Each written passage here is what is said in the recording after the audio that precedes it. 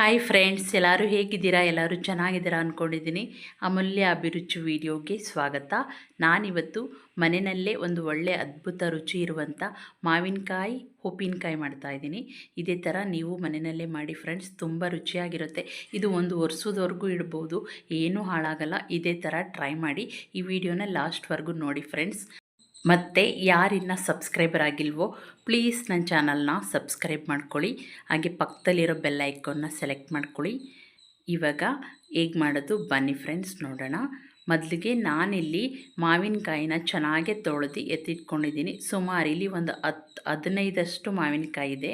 ನಿಮಗೆ ಎಷ್ಟು ಮಾವಿನಕಾಯಿ ಇರುತ್ತೋ ಅಷ್ಟು ಕ್ವಾಂಟಿಟಿಲಿ ಹಾಕ್ಕೊಳ್ಳಿ. ನಾನಿವಾಗ ಒಂದು 15 ಮಾವಿನಕಾಯಿಗೆ ಉಪ್ಪಿನಕಾಯಿ ಹಾಕೋದು ಹೇಗೆ ಮಸಾಲೆ ಅಂತ ತೋರಿಸ್ತಾ ಇದ್ದೀನಿ. ಈ ವಿಡಿಯೋನ ಲಾಸ್ಟ್ವರೆಗೂ ನೋಡಿ ಫ್ರೆಂಡ್ಸ್. ನಾನಿವಾಗ ಒಂದು ಕಾಟನ್ ಬಟ್ಟೆಯಲ್ಲಿ ಕ್ಲೀನಾಗಿ ತೊಳೆದು ಅದನ್ನೆಲ್ಲ ಒರೆಸಿ ಎತ್ತಿಟ್ಕೊಂಡಿದ್ದೀನಿ. ಇವಾಗ ನೋಡಿ ಈ ಥರ ಕಟ್ ಮಾಡ್ಕೋಬೇಕು. ಮಧ್ಯಕ್ಕೆ ಈ ಥರ ವಾಟೆ ಇರಬೇಕು, ಒಳಗಡೆ ಬೀಜ ಮಾತ್ರ ತೆಗಿಬೇಕಷ್ಟೇ. ಈ ಥರ ವಾಟೆದು ಸಿಪ್ಪೆ ಹಾಗೆ ಇರಬೇಕು.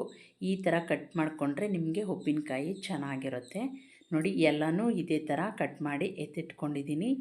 ಇವಾಗ ಮಿಕ್ಸ್ ಮಾಡ್ಕೊಳ್ಳೋಕ್ಕೆ ಒಂದು ಸ್ಟೀಲ್ ಪಾತ್ರೆ ತೊಗೋತಾ ಇದ್ದೀನಿ.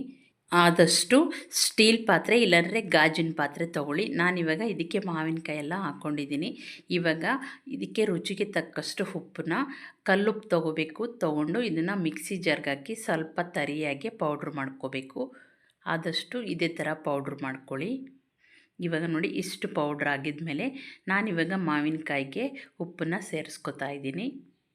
ಇವಾಗ 3/4 ಕಪ್ಪಷ್ಟು ಚಿಲ್ಲಿ ಪೌಡರ್ನ, ಅಚ್ಚ ಖಾರದ ಪುಡಿ ಇದನ್ನು ಸೇರಿಸ್ಕೊತಾ ಇದ್ದೀನಿ. ನಿಮಗೆ ಖಾರ ಹೇಗೆ ಬೇಕೋ ನೋಡಿ ಹಾಕ್ಕೊಳ್ಳಿ. ಮಾವಿನಕಾಯಿ ಹುಳಿ ಇರೋದ್ರಿಂದ ಸ್ವಲ್ಪ ಆದಷ್ಟು ಜಾಸ್ತಿನೇ ಹಾಕ್ಕೋಬೇಕು. ಆಮೇಲೆ ನಾನಿಲ್ಲಿ 3 ಟೇಬಲ್ ಸ್ಪೂನು ಮೆಂತ್ಯ ಹಾಕ್ಕೊಂಡು ಚೆನ್ನಾಗಿ ಇದನ್ನು ಕೆಂಪುಗೆ ಸ್ವಲ್ಪ ಫ್ರೈ ಮಾಡ್ಕೊತಾ ಇದ್ದೀನಿ. ಇದು ಸ್ವಲ್ಪ ಕೆಂಪುಗೆ ಫ್ರೈ ಮಾಡ್ಕೋಬೇಕು. ನೋಡಿ ಇವಾಗ ಆಗಿದೆ. ಇದನ್ನು ತಣ್ಣಗಾದ್ಮೇಲೆ ಒಂದು ಮಿಕ್ಸಿ ಜಾರ್ಗೆ ಹಾಕ್ಕೋತಾ ಇದ್ದೀನಿ.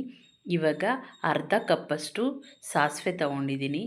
ಈ ಸಾಸಿವೆನ ಸ್ವಲ್ಪ ಚೆನ್ನಾಗಿ ಕೆಂಪುಗೆ ಫ್ರೈ ಮಾಡ್ಕೋಬೇಕು. ಇದು ಚಿಟಪಟ ಅಂತ ಸಿಡಿಯೋವರೆಗೂ ಫ್ರೈ ಮಾಡ್ಕೊಳ್ಳಿ. ನೋಡಿ ಇವಾಗ ರೆಡಿಯಾಗಿದೆ. ಈ ಥರ ಕಲರ್ ಚೇಂಜ್ ಆದಮೇಲೆ ನಾನಿವಾಗ ತಣಿಲಿಕ್ಕೆ ಬಿಟ್ಟಿದ್ದೀನಿ. ಮತ್ತು ಇವಾಗ ಮೆಂತ್ಯನ ಪೌಡ್ರ್ ಮಾಡ್ಕೊಳ್ತಾ ಇದ್ದೀನಿ. ಈ ಪೌಡ್ರನ್ನ ಆದಷ್ಟು ನುಣ್ಣಗೆ ಮಾಡ್ಕೋಬೇಕು. ಈ ಥರ ನುಣ್ಣಗೆ ಮಾಡಿಕೊಂಡು ಈ ಮಾವಿನಕಾಯಿ ಜೊತೆಗೆ ಸೇರಿಸ್ಕೊತಾ ಇದ್ದೀನಿ.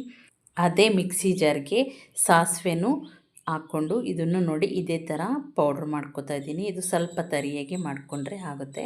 ಇವಾಗ ಇದನ್ನು ಸೇರಿಸ್ಕೊತಾ ಇದ್ದೀನಿ ಮಾವಿನಕಾಯಿ ಜೊತೆಗೆ.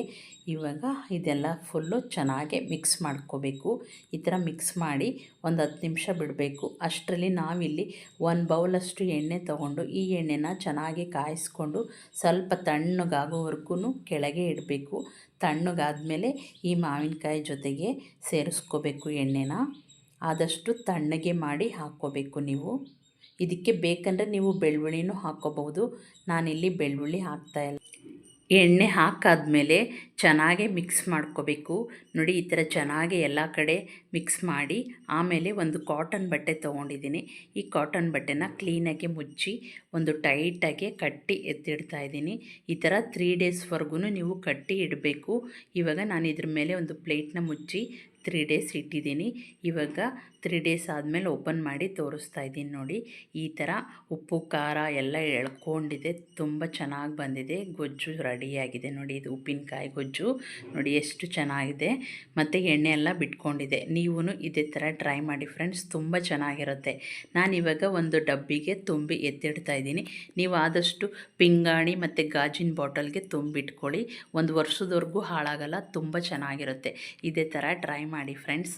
ಮತ್ತು ಫ್ರೆಂಡ್ಸ್, ನನ್ನ ವಿಡಿಯೋ ಇಷ್ಟ ಆದರೆ ಲೈಕ್ ಮಾಡಿ, ಶೇರ್ ಮಾಡಿ, ನನ್ನ ಚಾನಲ್ನ ಸಬ್ಸ್ಕ್ರೈಬ್ ಮಾಡಿ, ಬೆಲ್ ಐಕಾನ್ನ ಸೆಲೆಕ್ಟ್ ಮಾಡಿ, ನಿಮ್ಮ ಫ್ಯಾಮಿಲಿ ಫ್ರೆಂಡ್ಸ್ಗೆಲ್ಲ ಶೇರ್ ಮಾಡಿ. Thank you for watching friends.